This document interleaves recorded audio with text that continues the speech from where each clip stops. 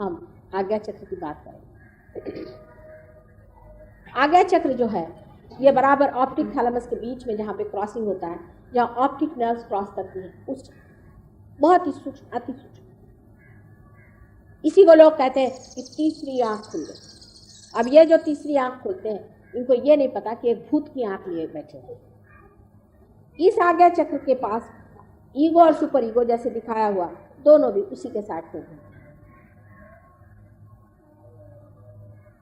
बहुतों को इस चक्र के बिगड़ने से कभी लाइट, कभी कुछ विजन, कभी कुछ दिखाई देता। लोग सोचते हैं वाह वाह वाह हमारे ऊपर ग्रेस आ।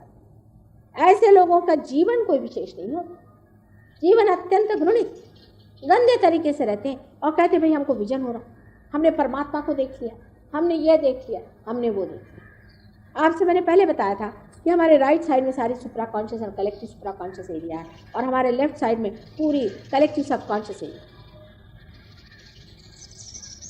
तो इस चक्र के प्रभाव में अगर आप न रहें और इसे जरा भी हट जाए तो फौरन आपका चित्त इधर या उधर जा सकता।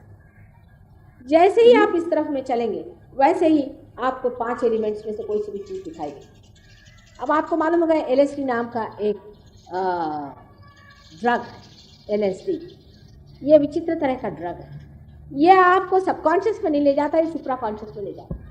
और इस ड्रग को पीने से आपको इस तरह के कुछ कुछ करिश्मे दिखाई देने लगते हैं कि आश्चर्य में हो जाते हैं कि ये कौन सी दुनिया में आ गए। अब ये जो मूवमेंट है इसकी ये हालत है कि लोग जब मेरे प्रोग्राम में आते हैं, अगर वो LSD लेने वाले तो उनको मैं दिखाई नहीं देती, सनलाइट ही दिखाई देती, क्योंकि मेरा फ्यूचर जो है वो उनको दिखाई देता। किसी को तो सिर्फ हवा ही दिखाई देती है, किसी को सिर्फ सूरज ही दिखाई देते, मैं दिखाई नहीं।